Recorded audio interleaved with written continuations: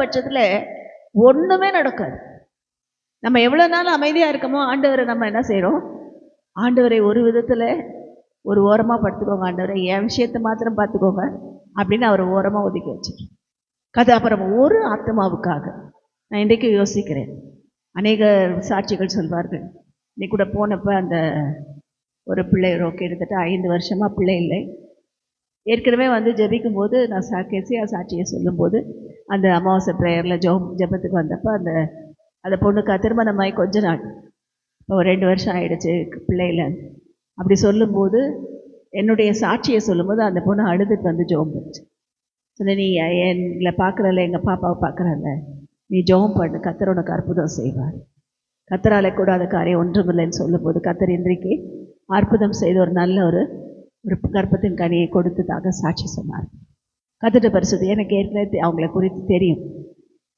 அவங்க பாஸ்ட் அவங்களும் அவங்க சபையிலும் ஜெபித்தார்கள்.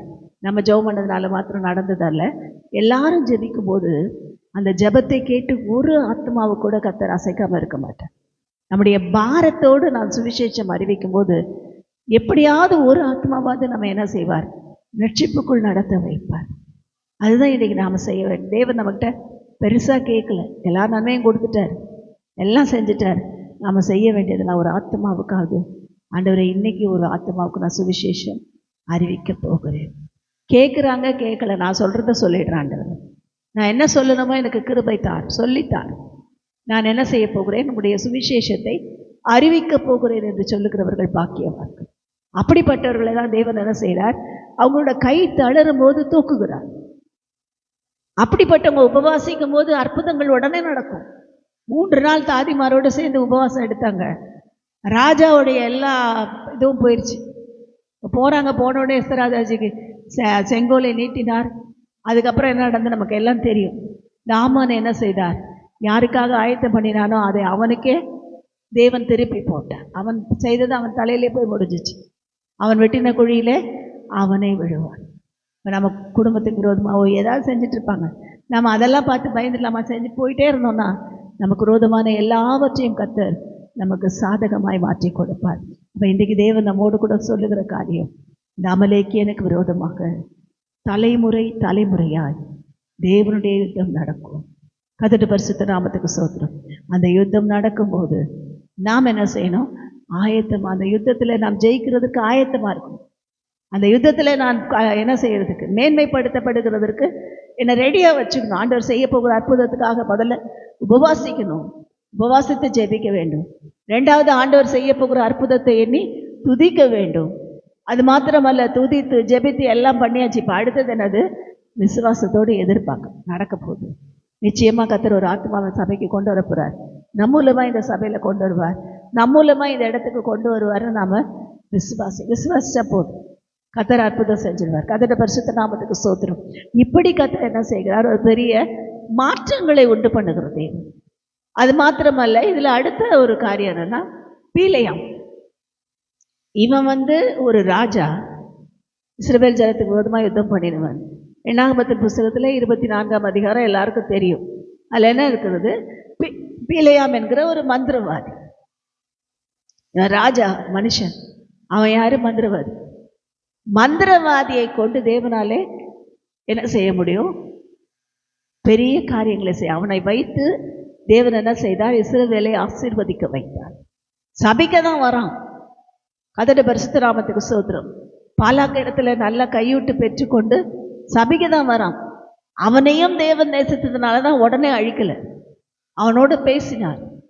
முதல்ல அவன் போய் கேட்டான், ஆண்டவர்கிட்ட தான் கேட்டான், கர்த்தாவே நான் செய்யலாமா செய்யக்கூடாது. கர்த்தர் சொல்லிட்டார், நீ போகாத அப்படின்ட்டு. திரும்பவும் போய் கேட்கலாம், அப்போ உன் இஷ்டம், நீ போன்ட்டார். ஆனால் போன்னு சொன்னாலும் அவன் போன கழுதையுடைய கண்களை திறந்து கர்த்தர் என்ன செய்தார், பட்டயத்தோடு, உரியிற பட்டயத்தோடு தேவதூதன் இருக்கிறதை கழுதை பார்த்துச்சான். கர்த்தருடைய பரிசுத்தம். நாம பேசலைன்னா கழுதை பேசும். நாம் அமைதியாக இருந்தோம்னா அடுத்தது கழுதை எழுப்புவார். அது எந்த கழுதை தெரியாது. கர்த்தருடைய பரிசுத்த நாமத்துக்கு ஸ்தோத்திரம். இப்போ என்ன நடக்கிறது, கழுதை பேசுகிறது பீலையாம் இடத்துல. கர்த்தருடைய பரிசுத்த நாமத்துக்கு ஸ்தோத்திரம். இந்த கழுதையாகிய மரியின் மேல், கழுதை குட்டியாகிய மரியின் மேல் பவனி வர வேண்டும் என்று அவர் தெரிந்து கொண்டதுக்கு காரணமே தான், மெயின் ரீசன். கழுதை என்கிறது என்னன்னா இயேசுவை சுமக்கிற கழுதை. இந்த பேலையாமை சுமந்து கொண்டு போனது. ஆனால் அவர் தெரிஞ்சிருச்சு, கர்த்தருடைய பரிசுத்த நாமத்துக்கு ஸ்தோத்திரம், இவன் என்ன செய்ய போகிறான், ஜனத்துக்கு விரோதமாய் பாவம் செய்ய போகிறான். உடனே தேவதூதன் சொல்லுகிறான், உன் கழுதையால் தான் தப்பிச்சேன், உன் கழுதை உன்னை காப்பாற்றலைன்னா இன்றைக்கு நீ உயிரோடு இருக்க மாட்டாய். கர்த்தருடைய பரிசுத்த நாமத்துக்கு ஸ்தோத்திரம். இப்படி சொன்ன உடனே அவன் பயந்து என்ன செய்தான், என்ன செய்ய ஆண்டவரே, நான் வந்துட்டேன், காசு வேற வாங்கிட்டேன், என்ன செய்ய, அப்போ கூட கொடுத்துடலாம், நான் வரமாட்டேன்னு சொல்லலாம்லாம் இல்லை, நான் என்ன செய்ய ஆண்டு. அப்பையும் கேள்வி தான் கேட்குறேன். ஆண்டு சொன்னார், இப்போ நான் சொல்கிறத மாத்திரம் நீ சொல், வேற எதையாவது மாற்றி சொன்னேன்னா அவ்வளோதான் அப்படின்ட்டு. இப்போ கத்தியோட வந்தவன் நாளைக்கு உன்னை வெட்டி போடுவான்னு சொல்லி சொன்னதுனால தான் பிலேயாம் போய் வாயை திறக்கிறான். இஸ்ரவேல் ஜனங்கள் ஆசீர்வதிக்கிறதே கர்த்தருக்கு தெரியும். 24ஆம் அதிகாரத்தில் என்னாகமத்தின் புத்தகம் 24:1 வாசிக்கிறோம். திரும்ப போய் இன்னொரு மேட்டு கூட்டு போகிறான் பாலாக்கு, இதிலிருந்து பார்ப்பா, இதில் ஏதாவது சொல்லு.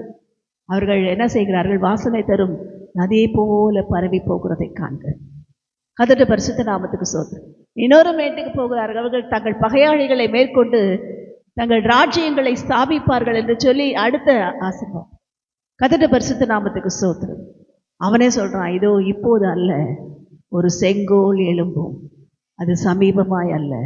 கர்த்தருடைய பரிசுத்த அவன் சொன்ன அந்த தீர்க்க தரிசனத்தில் கடைசி முடிவு தான், ஒரு செங்கோல் எழும்பும். இப்போ கொடுங்கோல் நடந்துட்டு இருக்கு, இந்த பாலாக் ராஜா மூலமாக கொடுங்கோல் நடந்துட்டு இருக்கு, ஒரு செங்கோல் எழும்பும். கர்த்தருடைய யூதா கோத்திரத்திலிருந்து கர்த்தருடைய ஆசீர்வாதம் வெளிப்படும் என்று சொல்லி என்ன செய்ய, பிலேயாமின் மூலமாய் தீர்க்க தரிசனம் உரைக்கப்பட்டது. அப்போ கர்த்தர் என்ன செய்கிறாரு, யாரை அழிக்க நினைக்கிறாங்களோ அவங்கள வச்சு தான் ராஜாக்களை எழுப்புகிறார். அப்படி கர்த்தர் என்ன செய்தார், அவர்களை காப்பாற்றி என்னாகமத்தின் புஸ்தகத்தில் ஒரு பெரிய காரியத்தை செய்தார். ஆனாலும் அவன் என்ன செய்யலையா, பிலேயாமினுடைய காரியத்தை பார்க்கும்போது அவன் சும்மா இல்லை, அவன் அடுத்த ப்ராப்ளம் பண்ணாமல் இல்லை, சொல்லிட்டு கர்த்தர்ட்ட நல்ல பிள்ளை போல சொல்லிட்டு எல்லாம் பண்ணிட்டு போயிட்டான். ஆனால் இஸ்ரவேலை கெடுக்கிறதுக்கு அவனே ஒரு தந்திர ஆலோசனைன்னு சொல்கிறான். இஸ்ரவேலரை நீ தீட்டுப்படுத்தினா ஒன்றே ஒன்று பண்ணு, என் புறஜாதியாத பெண்களெல்லாம் அவங்களோட என்ன பண்ணு, அவங்கள திருமணம் பண்ணவை, கலந்து விடு. அப்படி அவங்க திருமணம் பண்ணாங்கன்னா அவங்களோட சந்ததி சபிக்கப்படும் என்று சொல்லி தந்திரமான ஆலோசனை கொடுத்தான். அதனால தான் பிலேயாமின் முடிவு மகா பயங்கரமாயிருந்தது. இன்றைக்கும் சபைகளிலே கிரியை செய்கிற பிலேயாமின் ஆவியை குறித்து வெளிப்படுத்தின விசேஷத்தில் வாசிக்கிறோம். சபைகளில் இன்றைக்கும் நடந்துட்டுருக்கு.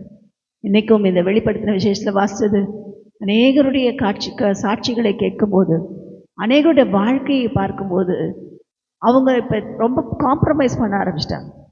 பரவாயில்ல, அதெல்லாம் ஒன்றும் இல்லை, ஜனங்களுமே காம்ப்ரமைஸ் ஆகிட்டாங்க. அவர் பாடின பாட்டு மாதிரி இல்லை, ஸோ அவரோட நாங்கள் காம்ப்ரமைஸ் ஆகிட்டோம். அவர் என்ன பண்ணாங்க, நாங்கள் அவர் சத்தத்தை கேட்போம், அப்படி காம்ப்ரமைஸ் ஆகிட்டாங்க. கர்த்தருடைய பரிசுத்த நாமத்துக்கு ஸ்தோத்திரம். அது மாத்திரமல்ல, இன்னும் எல்லா இடத்துலையும் அப்படி காம்ப்ரமைசிங் டாக்டரின், எல்லாம் பாஸ்டர்ஸ் பாவம் பண்ணார் தெரிஞ்சால் கூட ஜனங்கள் அதை ஏற்றுக்கொள்ள ஆயத்தமாயிட்டாங்க.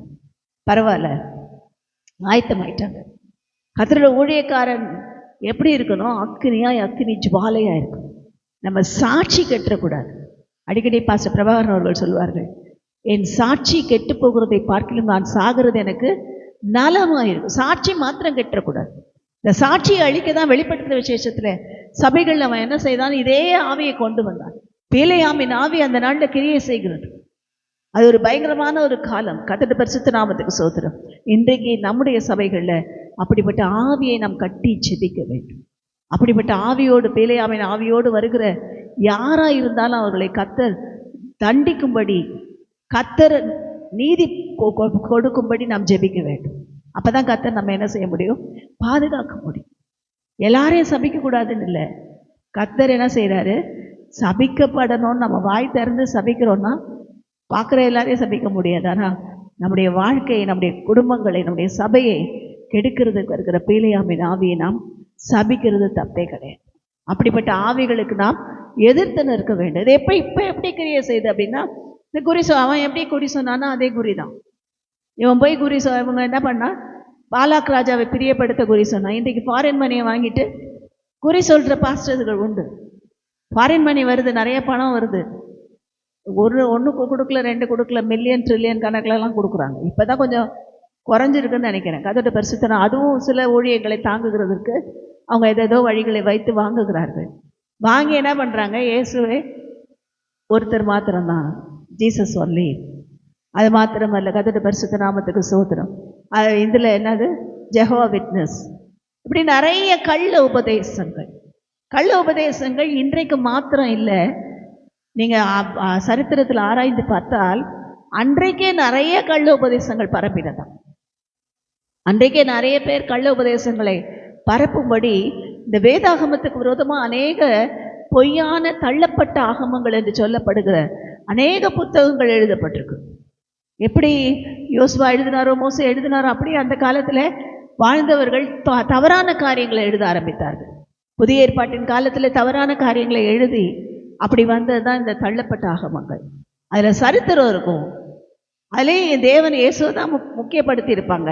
ஆனால் அதில் என்னவும் இருக்கும், கூடவே பிழையாமின் ஆலோசனைகளும் இருக்கும், தேவனற்ற உபதேசங்களும் இருக்கும். கர்த்தருடைய பரிசுத்த நாமத்துக்கு ஸ்தோத்திரம்.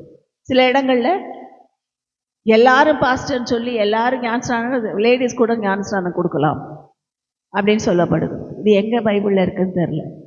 அப்போஸ்தலர்கள் என்று அழைக்கப்பட்ட 12 பேரும் யார்? 12 ஆண்கள் தான். அவர்கள் ஒருத்தரையும் பெண் அழைக்கல. பெண்கள் அநேக ஊழியம் செய்தார்கள். ஆண்களை விட ஜாஸ்தி கூட்டம் இருந்தது. சிலுவை அண்டைகளை போகிறதுக்கு எல்லா சீஷரும் தப்பிச்சு ஓட்டாங்க.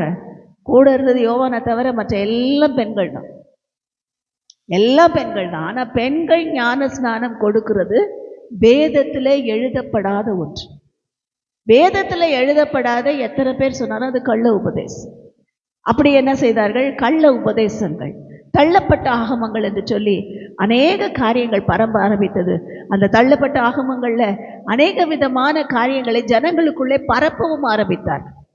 அவர்கள் என்ன செய்தார்கள்? ஜனங்களுக்குள்ளே இது இப்படி அது அப்படின்னு சொல்லி ஒவ்வொருத்தரா பரப்ப ஆரம்பித்தார்கள். கர்த்தருடைய பரிசுத்த நல்லது நினைச்சு பரப்புனாங்களோ, தீமை நினைத்து அதை செய்தார்களோ தெரியாது. ஆனால் ஒன்று மாத்திரம் தெரியும். அதனால தான் என்ன நடந்ததுன்னா, இவங்க சில எவிடன்ஸ்லாம் கொடுத்துருப்பாங்க. இந்த இடத்துல இயேசு பிறந்தார், இந்த இடத்துல இயேசுவை சிலுவையில் அடைத்தார்கள் அப்படின்னு சொல்லி. இப்போ எருசலேமுக்கு போனால் அநேக அந்த மான்யூமெண்ட்ஸ் சொல்லப்படுகிற நினைவாலயங்கள் நிறைய இருக்கும் எருசலேமில். அதுக்கு நிறைய பில்டிங்ஸ் கட்டி வச்சுருக்காங்க. அது பார்த்தீங்கன்னா இயேசு பிறந்த இடமா தெரியல, அந்த இடத்துல தான் பிறந்தார்னு கட்டி வச்சுருக்காங்க. அது சரித்திரப்படி பார்த்தா இந்த இஸ்ரவேல் ஜனங்கள், அதாவது இயேசு கிறிஸ்து பிறந்து மரித்து 3ஆம் நாள் உயிரோடு எழுந்த பிற்பாடு கான்ஸ்டன்டைன் நோபல் என்று சொல்லப்படுகிற ராஜா வருகிற வரைக்கும் இந்த காரியங்கள்லாம் நடந்தது. அதுக்கு பிற்பாடு பார்த்திங்கன்னா அந்த இடத்துல அந்த மான்யூமெண்ட்ஸ்லேருந்து எல்லாத்தையும் அன்றைக்கு உள்ளே வந்த எதிரி படைகள் எல்லாவற்றையும் அழித்து போட்டார்கள். ஒன்றும் மிச்சம் வைக்கல. வேதாகமத்தின் காரியங்களின்படி அநேக மான்யூமெண்ட்ஸ், அநேக நினைவான இடங்கள், குறிக்கப்பட்ட இடங்கள் எல்லாம் அழிச்சு போட்டாங்க. ஒன்றுமே இல்லை, வெறும் மண்மேடுகளாய் மாற்றப்பட்டதான். வேதம் சொன்னபடியேனா வேதத்தில் எழுதப்பட்டிருக்கு, அந்த இரத்தப்பழி எங்கள் மேல் இருக்கட்டும் சொன்னதுனால அது அழிக்கப்படுது. பிற்பாடு வந்தவர்கள் இந்த இடத்துல இருக்கலான்னு கிட்டத்தட்ட இயேசு பிறந்த இடத்துக்கு மாத்திரம் 4 மேலே மான்யூமெண்ட்ஸ் இருக்கும். அவர் அடக்கம் பண்ணப்பட்டப்பையும் 4 இடங்கள் அந்த இடத்துல தேவாலயமாக இருக்குதான். எது உண்மையாக பிறந்த இடம் தெரில, எது உண்மை இல்லாமல் இருந்தது தெரில. அதனால் கள்ள உபதேசங்கள் பரம்பி கொண்டிருக்கிறது, பிலேயாமின் உபதேசங்கள் பரம்பி கொண்டிருக்கிறது. நாம தான் விழுத்திருக்க வேண்டும். நம்ம கொடுக்கப்பட்டிருக்கிற இந்த நாளிலே ஆண்டவரே உடைய வருகைக்கு எங்களை ஆயத்தப்படுத்தும். இயேசு வருகிறார், ஆயத்தமாய் நிற்பாயா என்று ஆண்டவர் கேட்கிறது போல நாம் ஆயத்தமாய் நிற்க வேண்டும். அவர் வரும்போது நாம் அவருடைய சத்தத்தை கேட்க வேண்டும், அந்த எக்கால சத்தத்தை கேட்க வேண்டும். அப்பொழுதுதான் நாம் என்ன செய்ய முடியும்? அவரோடு கூட பறந்து போக முடியும். அதனால் இந்த நாள் நம்ம ஒப்பு கொடுப்போம். கர்த்தர் நமக்கு சொல்லி கொடுத்துருக்கிற சத்தியங்கள் எனக்கே தெரில, நான் இன்றைக்கி என்ன பேச போகிறேன், நான் முடியாதுன்னு சொன்னேன் அவங்கள்ட்ட. ஏன்னா காலையிலேருந்து வெளியே ஊழியர்களுக்கெல்லாம் போனதுனால இன்றைக்கி பைபிள் ஸ்டடி வேண்டான்னு தான் சொன்னேன். இன்றைக்கி ஏதாவது ஜெபம் பண்ணிடலாம், அதனால தான் அவங்க எதுவுமே ஆயத்தப்படுத்தலை. ஆனால் இங்கே உட்கார்ந்தவுடனே ஆவியானவர் நம்ம எதையும் செய்ய வேண்டியதை ஒழுங்காக செய்யும், நிறுத்தாத. உடனே பேசாமல் வந்து உட்காந்துட்டேன். கர்த்தருடைய பரிசுத்த நாமத்துக்கு ஸ்தோத்திரம். அப்போ தேவன் என்ன செய்கிறார்?